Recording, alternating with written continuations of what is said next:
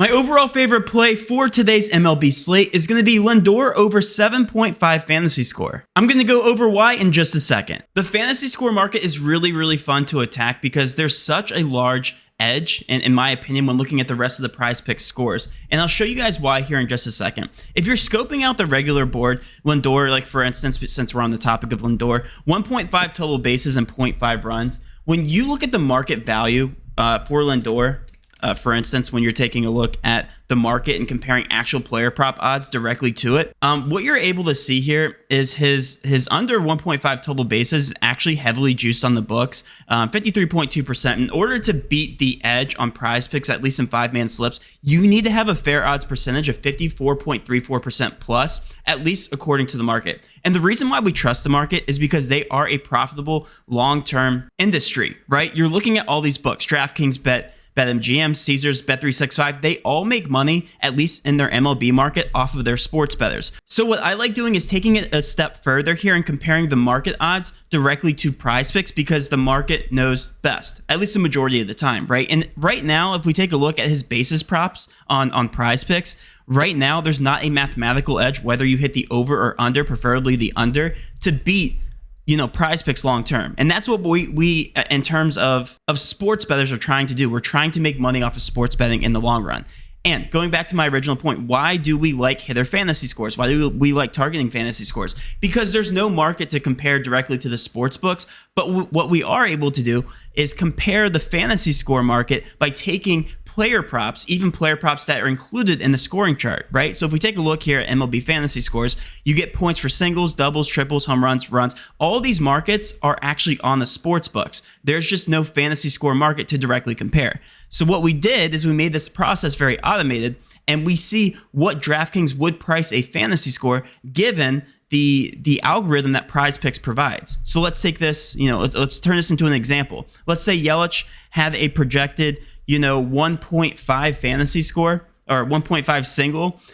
His line was set there, and for whatever reason, it was exactly a 50-50 shot at 1.5. So what we would do is take a 1.5 times 3. 3.5 would be the value here for that exact value for singles. Now, I know that's an exaggerated example because obviously no player usually is projected to get 1.5 singles. It's usually about 0.5 singles, 60% to hit the over, 60% to hit the under. For Lindor, usually it does favor the over slightly. Regardless, that is exactly how we come up with these fantasy scores, and then we see what each sportsbook would price those fantasy scores based on that data. Now, Lindor, great, at stealing bases, great at getting doubles, and I think he's also in a favorable matchup here. So right now, based on the player props that DraftKings has in their system, their even lines for singles, doubles, triples, they're pricing this fantasy score based on PrizePicks' fantasy score formula at 8.8. Therefore, being a 1.3 difference, comparing it directly to PrizePicks' fantasy score of 7.5.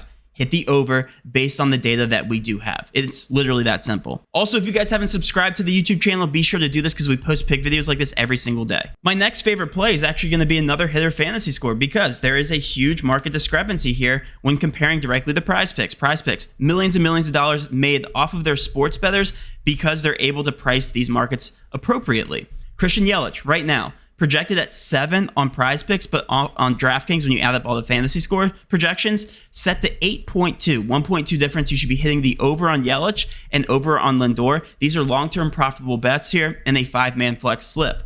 Now, right now, those are really the only discrepancies that we have here for MLB. So what I like to do is select all the markets. Those are my first 2 MLB picks, and as you guys can see why, these are profitable long-term slips or bets in the slip. And why we target 5-man flexes is because they give you the best bang for your buck when comparing directly to the market. So right now, there's not too many other plays other than, looks like there's a lot of discrepancies here when we take a look here at the esports market. So if you guys don't like esports, it does not matter. You don't have to know the esports market. All that you need to know right here, taking a look here at this very first example, upset is off. Right now, he has a heavily juiced line on Betano, who is an overseas sports book. You got to keep in mind that the esports market, very new, completely new, right? So Betano is setting their own line. PrizePicks is setting their own line at 3.5, minus 119 implied odds, minus 137, depending on what type of slip that you choose.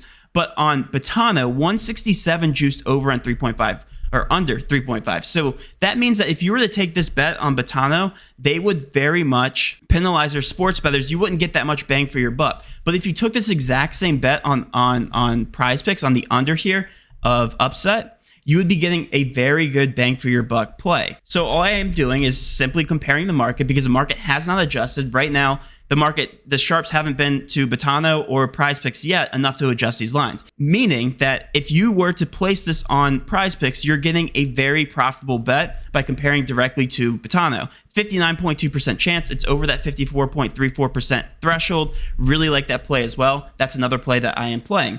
113 next here, also a League of Legends play. The under at 2. At 1.5, he's set on Underdog. I really like comparing the DFS apps here because Underdog, PrizePicks set their own lines, obviously very profitable off their esports feathers, but one is saying that this is set to 1.5, one is saying this is set to 2, so why not middle these? Why not assume that the most accurate projection is somewhere in the middle here? 1.75, of course, when you're looking at median averages, but at 2 is where you should take the under here on PrizePicks, making sure there's no negative correlation here. G2 isn't in here, another player isn't on G2 or AST, I don't know what team that is. Regardless, we're taking the under here on 113. Going down the line here, Abudaje under 2 for the exact same reasons we just talked about 113. So we're going to go ahead and put him here in this last play, in this slip. Again, no correlation whatsoever. So this is a profitable long-term slip for the reason I just said here when comparing the market odds. Obviously, there's huge discrepancies. This is a profitable long-term slip. And guys, this is how you make money sports betting.